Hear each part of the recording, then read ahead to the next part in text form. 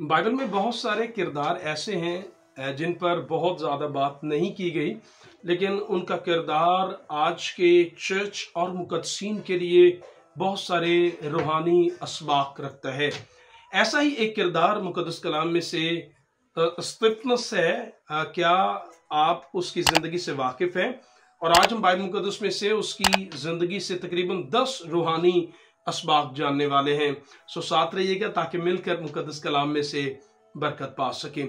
आइए मुकद्दस कलाम को खोलें और मुकद्दस कलाम में से एमाल की किताब, रसूलों के एमाल, अगर हम उसके 6 और उसके 7वें बाब पर गौर करें तो हमें बड़ी तफसील के साथ जो है वो एक मुकद्दस शख्सियत स्तिफनस का जिक्र जो है वो मिलता है।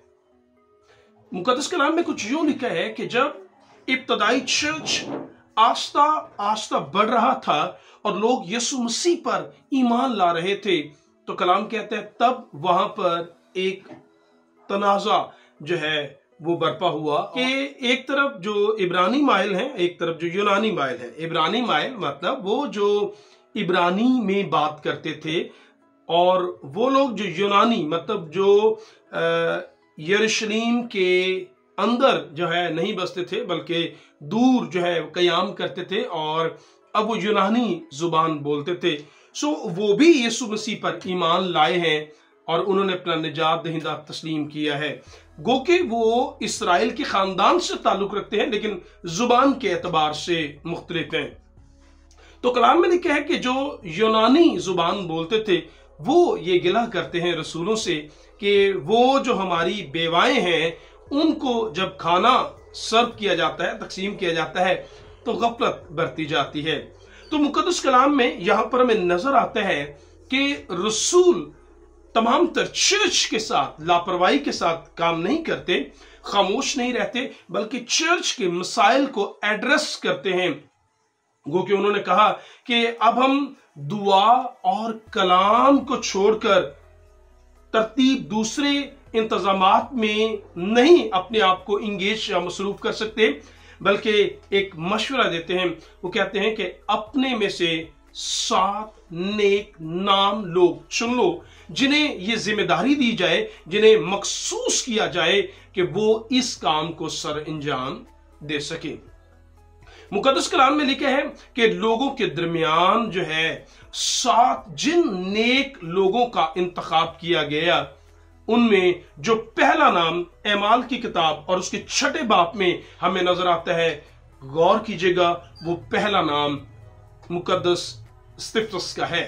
मुकद्दस कलाम में स्तिफनस के बारे में ये बात खास तौर पर हमें नजर आती है कि लिखा है कि चर्च ने उसे पेश किया ताकि वो खुदावंद की खिदमत के लिए डेडिकेट हो सके। तो यहां से हमें यह तो नजर आता है कि उसका इमेज, उसकी तस्वीर जो है वो चर्च के दरमियान उसका रहन सहन, उठना बैठना कैसा था।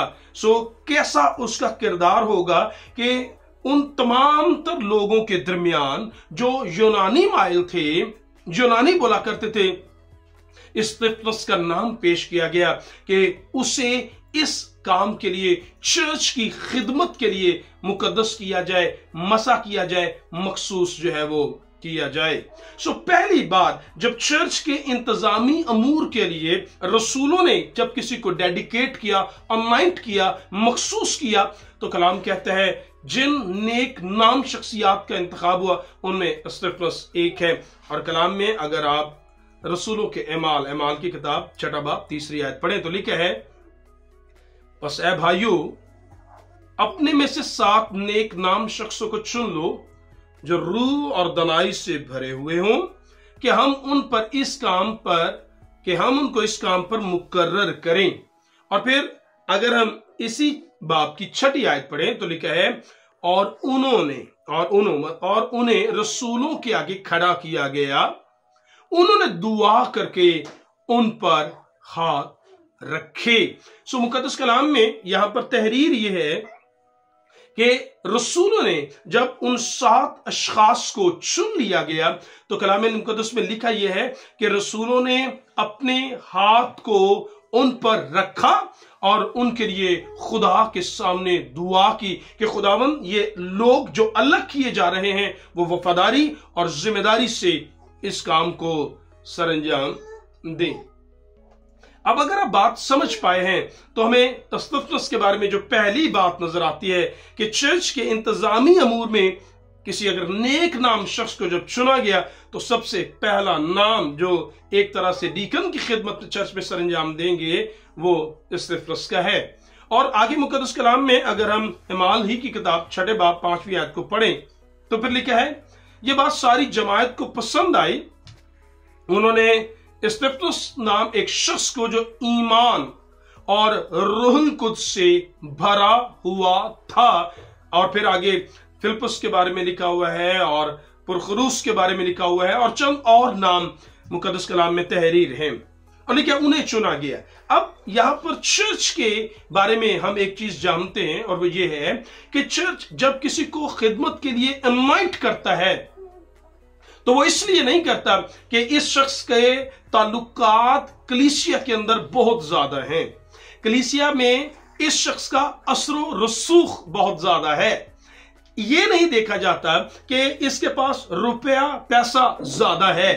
पासबान अपनी खुशी अपनी मर्जी मनमानी के साथ अपने फैसलों को कलीसिया के ऊपर लागू नहीं करता, बल्कि लिखा है जिन लोगों को चुना गया, कलाम कहता है वो शख्स थे जो रूहुल कुद्स और ईमान से भरे हुए हों।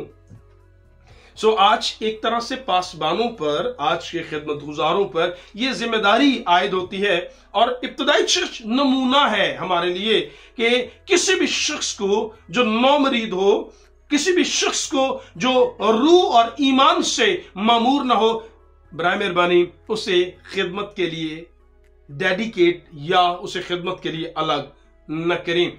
खिदमत के लिए उससे अलग किया जाए जिसका किरदार नेक नाम हो। आज बहुत सारे लोग चर्चेस के अंदर ऐसे लोगों को सामने ले आते हैं जो ना चर्च का, ना भेड़ों का, ना खुदा के साथ ताल्लुक उनका मजबूत होता है, तो फिर चर्च के इंतजामात को रूहानी तौर पर नहीं लेते और चर्च आस्ता आस्ता कमजोर होता चला जाता है। लेकिन इस्तिफ्रस के बारे में जो बात पहली दूसरी बात में नजर आती है वो ये है कि लोगों के दरमियान तो वो नेक नाम था, लेकिन ये सिर्फ ये नेक नामी लफ्ज़ें नहीं थी, बल्कि कलाम में लिखा है कि वो शख्स ईमान से भरा हुआ था। और फिर मुकद्दस कलाम में लिखा है वो रूहुल कुद्स से भरा हुआ था। ये दो बातें मुकद्दस कलाम में से हमने इस्तिफ्रस के बारे में जानी। तीसरी बड़ी बात जो मुकद्दस कलाम में इस्तिफ्रस के बारे में जब मैं पढ़ता हूं तो मुझे रसूलों के एमाल जो किताब का टाइटल दिया गया, मुझे ऐसा लगता है कि क्या हाँ ये रसूलों के एमाल की किताब है, लेकिन रूहुल कुद्स कैसे रसूलों के साथ काम कर रहा था, लेकिन रूहुल कुद्स कैसे ईमानदारों के साथ काम करता है, ये ईमानदारों की किताब है, ये रूहुल कुद्स के कामों की किताब हमें नजर आती है। और अगर 8वीं आयत पढ़ें एमाल की किताब 6 बाब में तो आप पढ़कर आपका दिल खुश हो जाएगा कि जिस शख्स को डेडिकेट किया गया, जिस शख्स पर दुआ की गई, वो कैसा था। अगर हम 8वीं आयत पढ़ें तो लिखा है और इस्तिफ्नुस फजल और कुव्वत से भरा हुआ लोगों में बड़े अजीब काम और निशान जाहिर करता था। Praise the Lord. अब इस्तिफ्नुस के बारे में तीसरी जो एक बात जो खूबी हमें नजर आ रही है कि वो गो के रसूलों में से नहीं था, गो के वो उन लोगों में से तो नहीं था जो खुदावन यीशु मसीह के बपतिस्मे से उसकी जिंदगी के 3.5 साल उसके साथ जिन्होंने गुजारे हों, ये उनमें से तो नहीं था। लेकिन फिर भी मुकद्दस कलाम में जो बात मरकस की इंजील 16वें बाब में तहरीर थी और यीशु ने कहा ईमानदारों के दरमियान मोजज़े होंगे, वो मेरे नाम से बदरूहों को निकालेंगे, वो बीमारों पर हाथ रखेंगे और वो अच्छे हो जाएंगे। तो यहां पर फिलिप्पस के बारे में, पतरस के बारे में तो तहरीर है कि उसके साए से लोग शिफा पा रहे थे। पतरस और यूहन्ना के बारे में तो तहरीर है कि उनके वसीला से लंगड़े चल रहे थे। आगे जाकर पौलुस रसूल के बारे में भी तहरीर है। लेकिन मैं आपकी तवज्जो स्तिफनस पर दिलवाना चाहता हूं, और मैं हर ईमानदार मसीही ईमानदार को इनकरेज करना चाहूंगा कि रूहुल कुद्स की नेमतों में से नेमत एक ये भी है कि लिखा है शिफा और मौजूजात, और ये भी आपके लिए और मेरे लिए है। जरूरी नहीं कोई शख्स चर्च के अंदर आला मर्तबा पर फाइज हो तो खुदा का रूह उसके साथ काम करेगा। हर वो शख्स जो रूहुल कुद्स से मामूर है, खुदावंद अपनी रूहानी नेमतों में से उनको देता है। और स्तिफनस हमारे लिए गवाही है। कलाम में लिखा है स्तिफनस के वसीला से खुदावंद छोटे नहीं, कलाम में लिखा बड़े काम और बड़े भी अजीब निशान और मौजूजात जाहिर होते थे। ये तो मालूम नहीं कि वो अजीब निशान कौन से होंगे, लेकिन मैं ये जरूर जानता हूं और मेरा ईमान है कि उसके वसीला से खुदा बीमारों को शिफा दे रहा था, उसके वसीला से लंगड़े चलते, उसके वसीला से अंधे देखते। गो के तहरीर करते वक्त खुदावंद ने जितना मुनासिब जाना हम पर जाहिर कर दिया। इन दो लफ्जों में उस पूरी ताकत का इजहार किया गया कि किस तरह खुदावंद अपनी कुदरत और जलाल और गवाही के लिए उस स्तिफनस को इस्तेमाल कर रहा था। वो एक ऐसी शख्सियत थी जिसे चर्च में नेक नाम जाना गया, और इसलिए जाना गया क्योंकि वो रूहुल कुद्स से मामूर था। और कलाम कहते हैं ये सिर्फ बातें नहीं, कलाम में लिखा जो कलाम करता वो कुदरत के साथ साबित हो रहा था। मुकद्दस कलाम का ये फैसला है स्तिफनस के बारे में। चौथी बात, स्तिफनस न सिर्फ रूहुल कुद्स से मामूर था, मौजूजात हो रहे थे, बल्कि मुकद्दस कलाम में लिखा है इसके अंदर खूबसूरत गवाही का पैगाम मौजूद था। क्योंकि मुकद्दस कलाम में पहला यूहन्ना में लिखा हुआ है जिसके पास बेटा है उसके पास गवाही है, वो जिंदगी की गवाही रखता है। और मुकद्दस कलाम में स्तिफनस के बारे में लिखा है कि ये रूहुल कुद्स, और रूहुल कुद्स की कलाम में पढ़कर देखें, यीशु ने कहा इमाल की किताब पहले बाब में और 8वीं आयत में, जब रूहुल कुद्स तुम पर नाजिल होगा तो तुम कुव्वत पाओगे। किस चीज की कुव्वत? कलाम में लिखा है और यरूशलेम में और फिर यहूदिया और सामरिया और जमीन की इंतहा गिरदोनवा में मेरे गवाह बनोगे कि यीशु मुर्दों में से जी उठा है।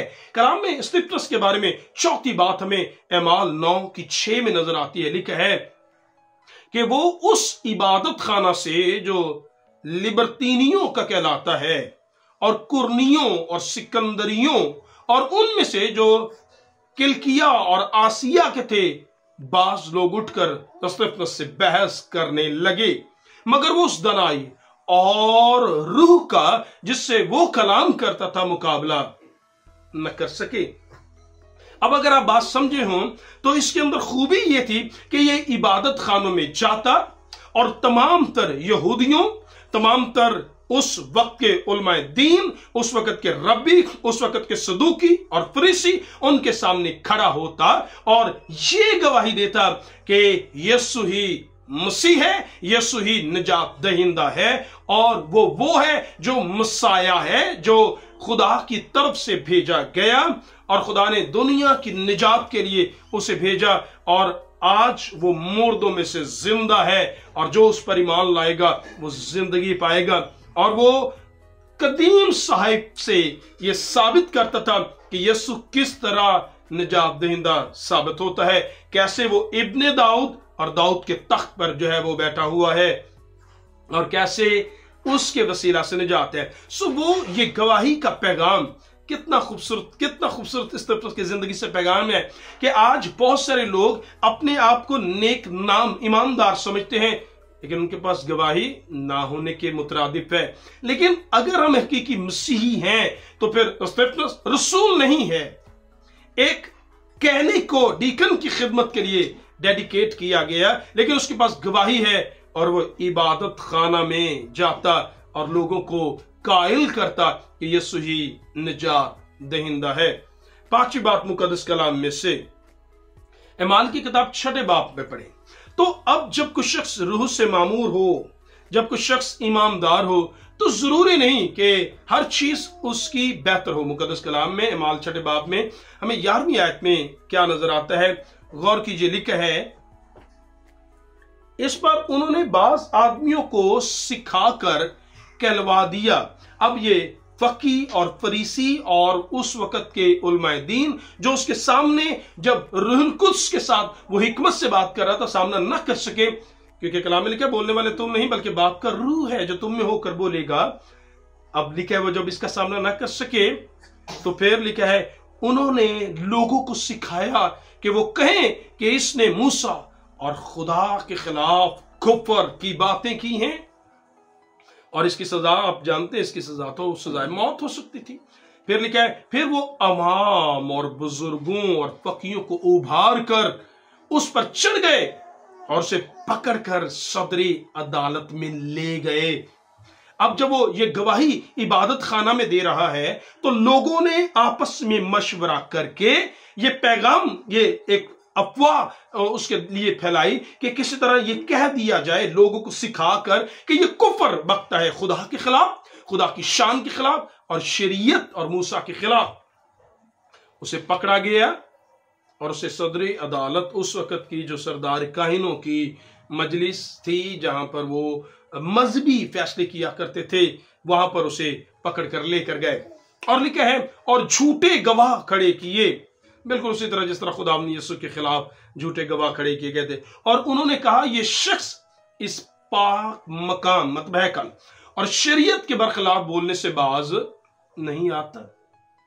अब आप एक बात समझें, ये वो शख्स है जो ईमान से भरा हुआ है, ये वो शख्स है जो रूहुल कुद्स से भरा हुआ है, ये वो शख्स है जिसके वसीला से मौजूजात हो रहे हैं, ये वो शख्स है जो रसूलों के जरिए डेडिकेट हुआ है, अनॉइंट हुआ है। लेकिन खुदा जिसके साथ है, लेकिन खुदा का साथ होने का मतलब हरगिज ये नहीं कि मुखालफत नहीं हो सकती। कलाम में लिखा है इसकी भरपूर मुखालफत हुई और उसे पकड़कर अदालत में लेकर गए और उस पर झूठे इल्जाम और उस पर झूठे दावे जो हैं वो लिए गए। तो ये 5 बातें हैं जो मुकद्दस कलाम में से हमने बुजुर्ग एस्तेफनस के बारे में जान ली।